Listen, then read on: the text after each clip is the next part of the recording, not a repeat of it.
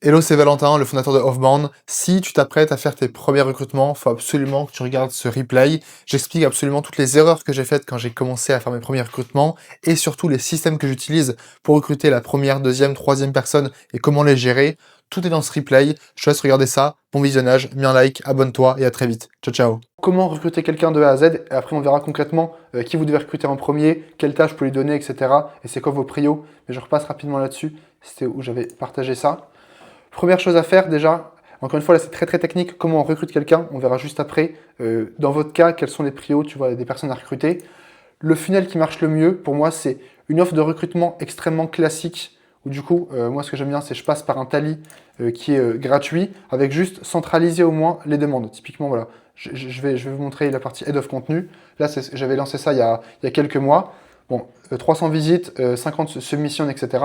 C'est pas énorme, mais au moins, pour un poste aussi niché que ça, c'est quand même pas mal.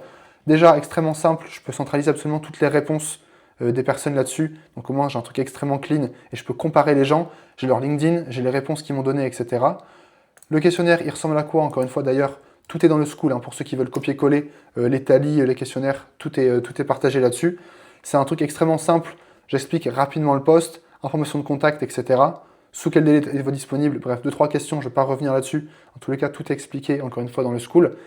Ça, quand vous prenez l'habitude de le faire, vous le faites absolument partout. Même un VA que vous devez payer, je sais pas, 300 € par mois pour qu'il gère votre routine d'engagement LinkedIn, en fait, quand vous connaissez ce système-là, c'est tellement plus simple ensuite à recruter que vous passez que par là. Même moi, quand je cherchais un monteur vidéo, même quand je cherchais un mini-maker vidéo, un mini-maker que je voulais payer, genre, ne serait-ce que 3-4 miniatures par mois, je prenais quand même ce funnel-là parce que pour moi, c'est le meilleur pour juste comparer, entre guillemets, les personnes avec qui vous pouvez bosser, tu vois.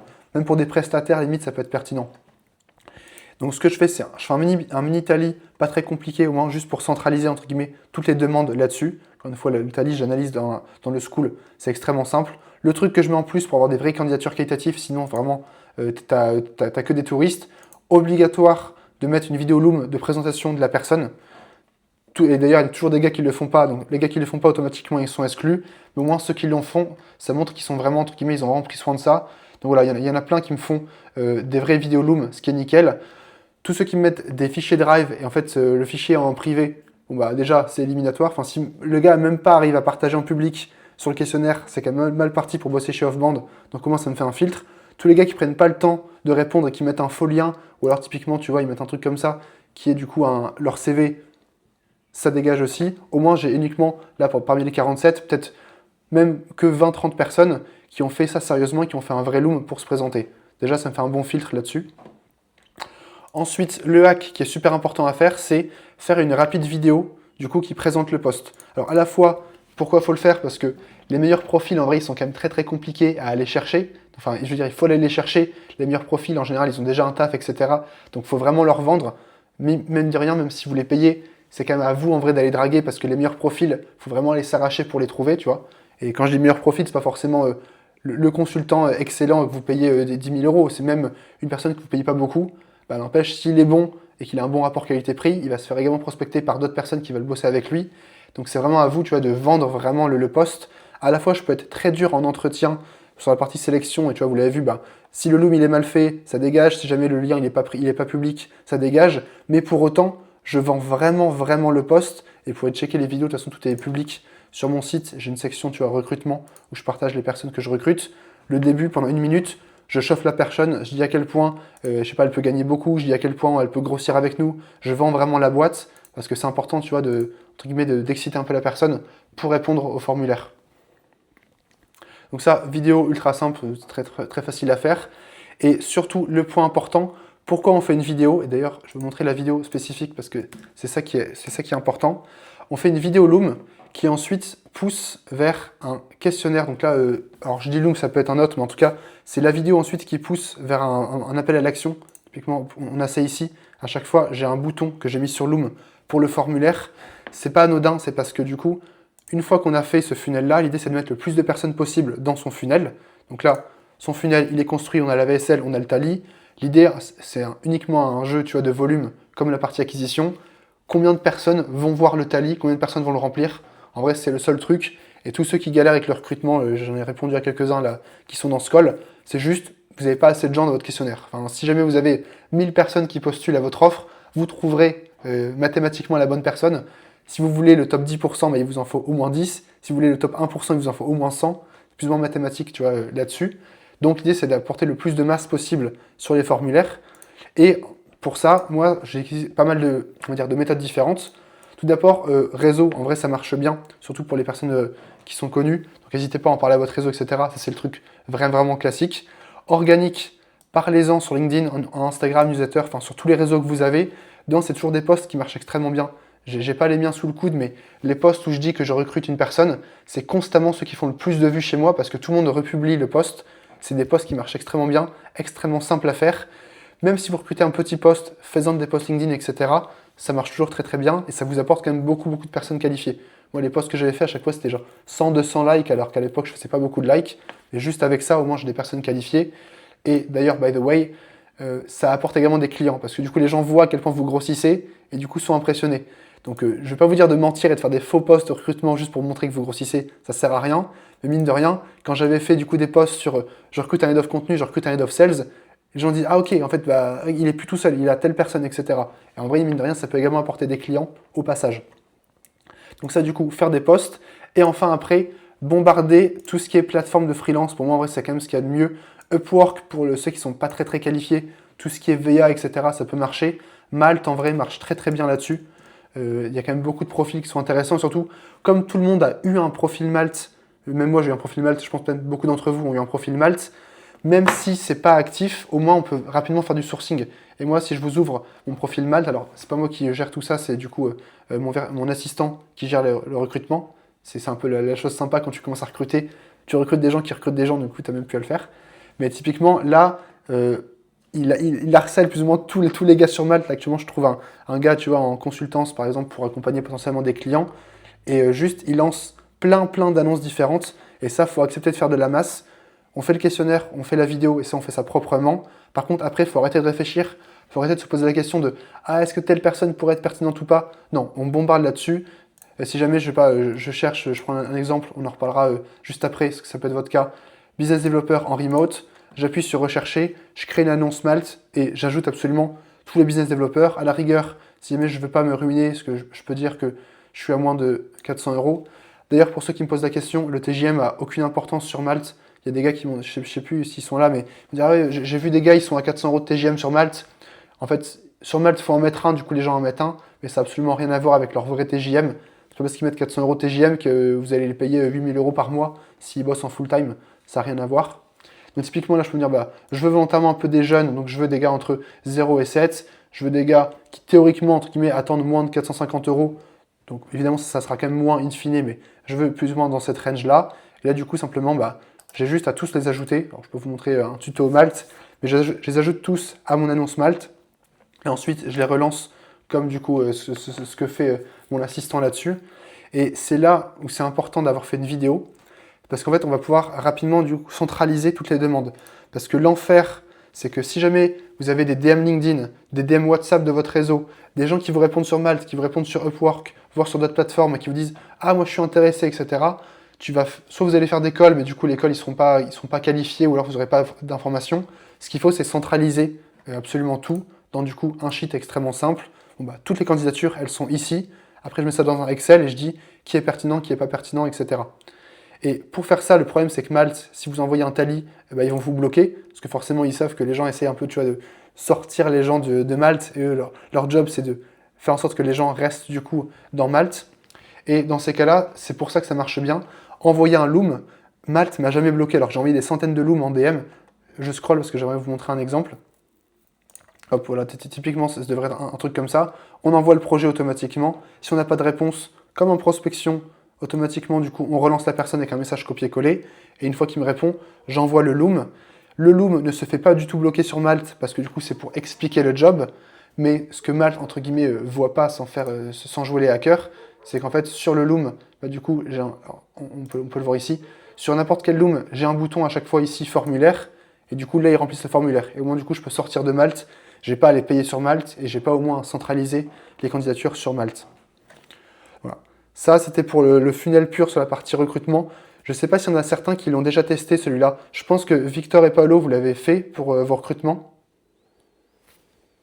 On n'a pas touché, non, à Malte. Et très bonne idée. Je voulais savoir justement comment tu On l'avait sortais. fait pour pour la les bouche, d'accord. recruteurs, quoi. Ah, ok.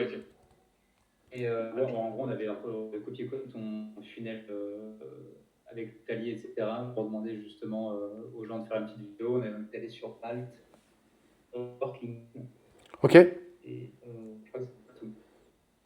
Ok. Et vous avez des bons résultats? Enfin, du coup, c'était comme ça que tu l'as recruté, la personne? Ouais, on avait recruté 2 personnes. On en a plusieurs qui, en vrai, pourraient toujours être en liste, tu vois, en traiteur. On n'avait pas eu un volume fou. Enfin, en français, je crois qu'on avait genre 40-50 candidatures.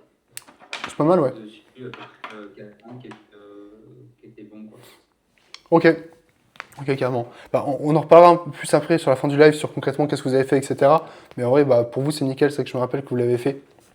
Donc ça, c'est good. Ça, c'est le funnel principal. Si on va aller un peu plus loin, pour ceux surtout qui sont habitués à faire un petit peu, on va dire, d'outbound notamment, ce qui marche vraiment bien, c'est de faire de la prospection également. Les meilleurs profils, mine de rien, en fait, ils sont même pas sur Malte, ils sont même pas dans les réseaux, ils sont actuellement en poste. Et dans ces cas-là, ce qui marche bien, et je l'avais fait ici, c'est faire des mini-campagnes. Vous prenez un sales nav très classique là-dessus, et juste, vous allez cibler les personnes qui ont, entre guillemets, la nomenclature que vous souhaitez, avec un message extrêmement simple. Moi, c'est ce qui m'a rapporté quand même beaucoup de personnes qualifiées. Hop, normalement, le template existe encore. Parce que mine de rien, en fait, bon, c'est quand même pas mal limité si on fait que du Malte ou des posts LinkedIn. Invitation. Hello First Name, je cherche un sales pour Offbound. J'ai vu ton profil, je me suis dit que ça pouvait t'intéresser. Je te partage l'annonce plus bas. Message envoyé une seconde après, juste j'envoie l'annonce. Donc là, juste j'envoie le lien ou le loom. Ça me coûte 30 minutes à faire. Je laisse ça en automatique, ça tourne pendant, on va dire, des semaines et des mois. Et automatiquement, bah, du coup, je trouve les bonnes personnes là-dessus parce que mon pipeline se remplit et c'est extrêmement facile. Alors, bien sûr, il n'a pas ouvert Sales Navigator, mais et je le fais absolument partout. Enfin, si jamais je recherche un virtual assistant qui est en France et je cherche ça du coup sur SalesNav, pareil, si je recherche un head of sales, un head of contenu, etc., ça marche vraiment très bien. Et même encore actuellement, là, pour le poste ou de COO de Offbound ou de head of consulting, bah, je suis passé 100% là-dessus. J'ai DM plein de personnes sur LinkedIn en automatique ou alors à la mano pour les pousser à rejoindre du coup mon formulaire. En gros. Bon, peu importe, je voulais vous montrer, ça c'est pas forcément très grave. Mais voilà, pour ceux qui ont déjà entre guillemets un list d'installer, rien ne vous empêche de moins faire une mini campagne qui pour le coup fait la partie purement recrutement, parce que c'est un truc entre guillemets qui se fait en automatique, vous le faites une fois et vous l'ouvrez un mois après. Et bah moi c'est ce que je fais, Head of Contenu, je l'avais lancé. 2 mois après, je me réveille, bon bah ok, bah j'ai 50 candidatures. Là enfin du coup je vais pouvoir passer les entretiens, checker et faire ça proprement quoi. Donc ça déjà c'est la structure de Offbound, et pour vous montrer même concrètement à quoi ça ressemble mon dernier recrutement, parce que ça peut être pertinent pour vous. D'ailleurs, c'est peut-être un template que je pourrais partager. Hop, je monte ça en direct.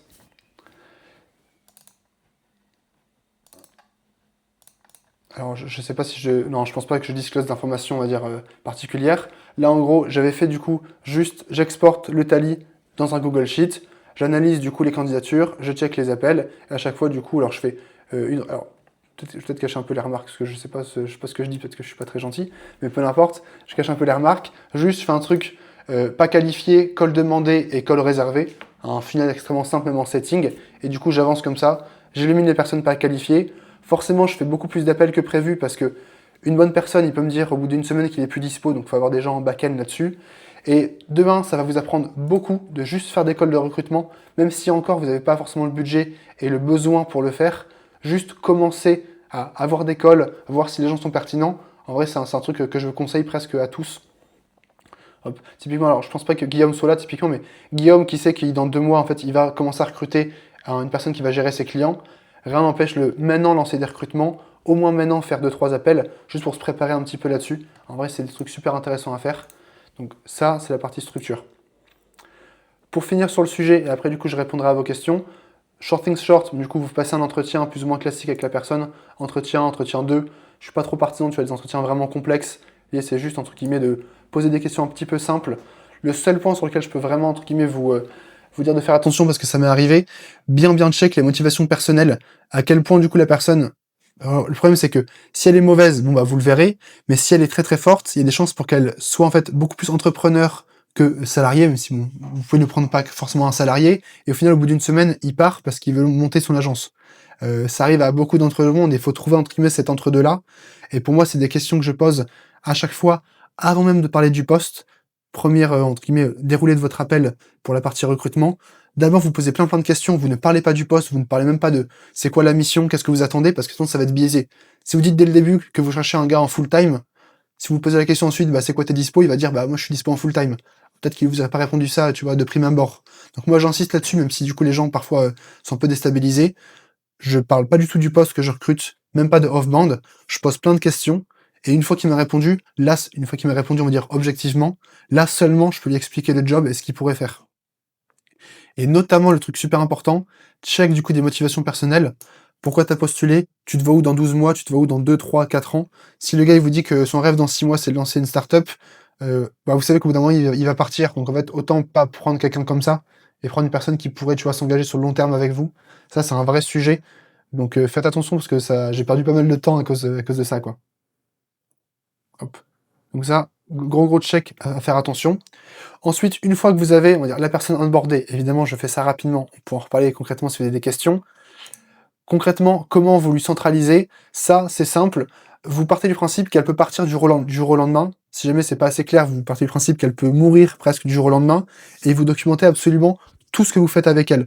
La pire truc qui est arrivé à certains, peut-être qu'ils sont pas en live, mais dans l'accompagnement, c'est vous passez 2, 3, 4, 5, 6 mois à former quelqu'un. Hop, des one-to-one tous les jours, etc. C'est super, vous êtes un bon CEO. Le jour où il part pour X raison, là vous avez rien, du coup vous repartez de zéro. C'est le truc entre guillemets vraiment horrible. Dans ces cas-là, il faut vraiment absolument tout documenter et insister pour que tous les échanges soient vraiment centralisés. Donc je vous montre par exemple ce que j'ai, alors je le fais du coup un petit peu avec tous les posts désormais.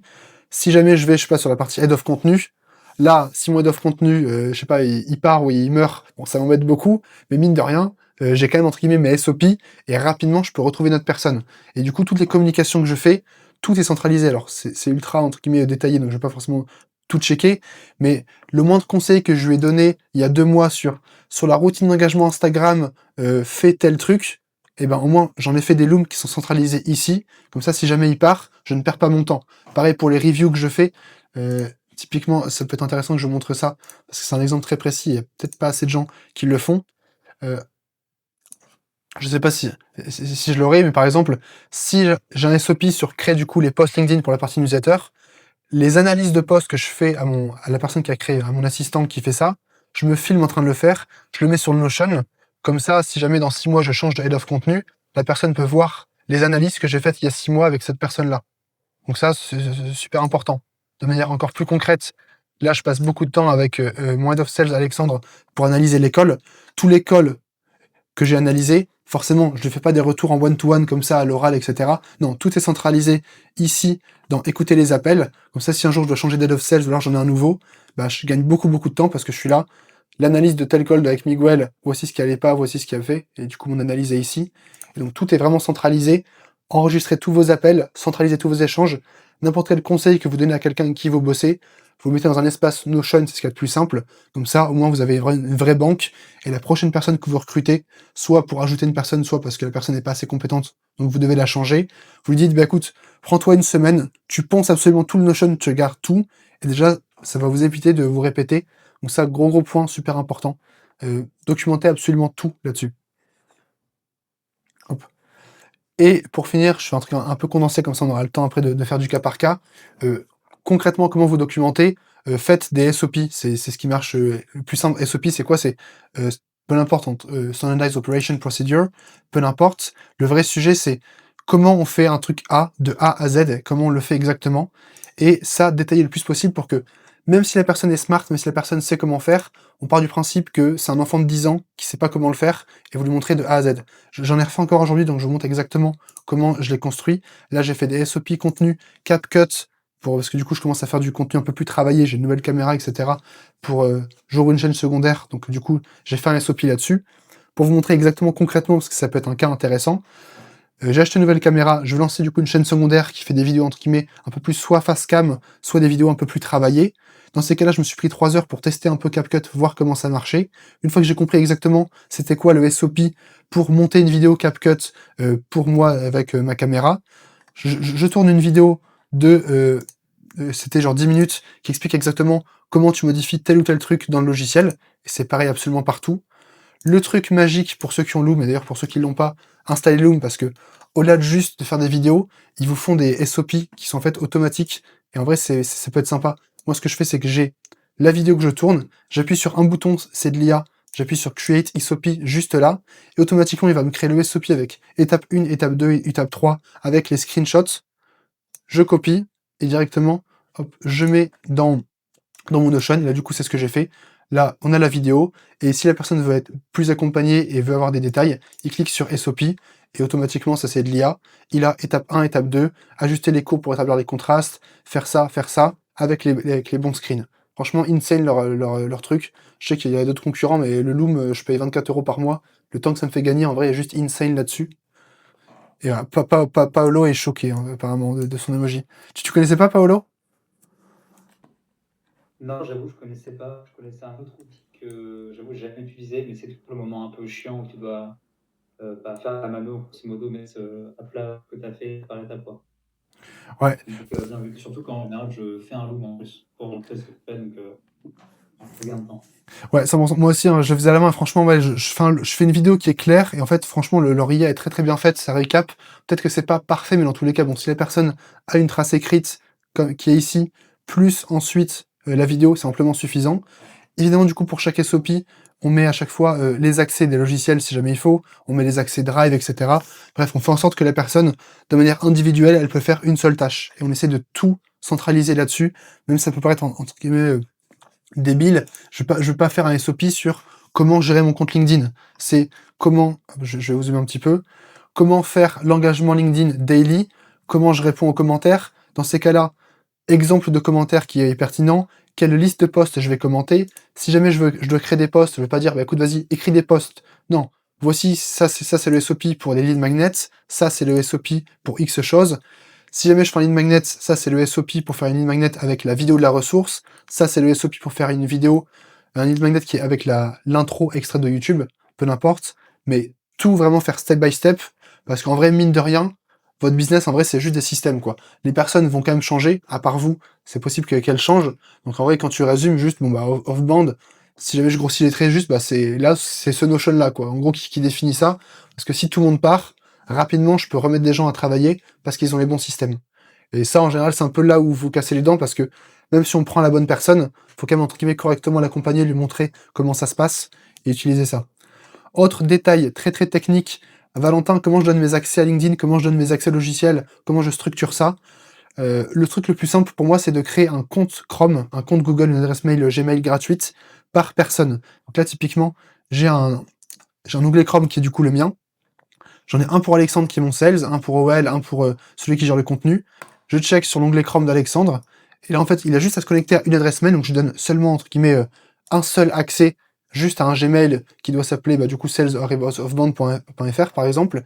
Et juste avec ça, il a automatiquement les accès au Slack, à Breakcall de mode CRM, au iClose. Il a absolument tout qui est centralisé. Il a les ressources pour gérer les objections, pour le nurturing, pour la structure, etc. Et au moins, du coup, moi, j'ai la main mise et je peux créer son espace. Et juste, je lui donne les accès et il a tout d'un coup. Donc c'est le truc le plus simple. Je sais pas s'il y a d'autres exemples là-dessus.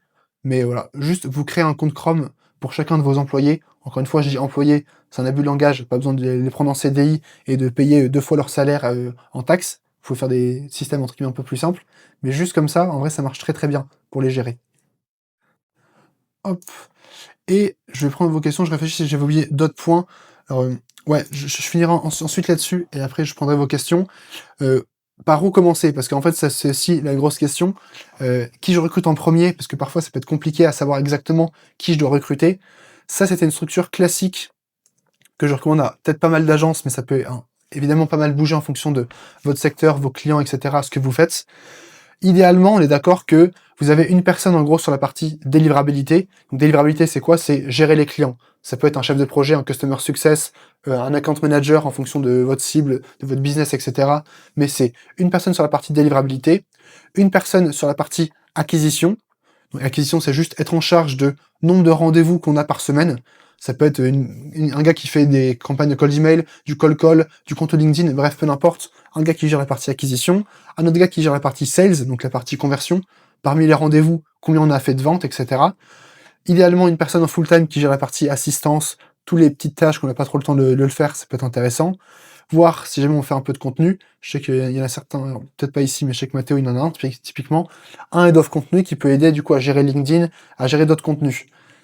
Idéalement, on fait ça, sauf que le problème, c'est que vous n'avez pas la charge de travail pour donner des 35 heures à plein de personnes, et vous n'avez surtout pas le chiffre d'affaires et la marge pour prendre 5 personnes full-time.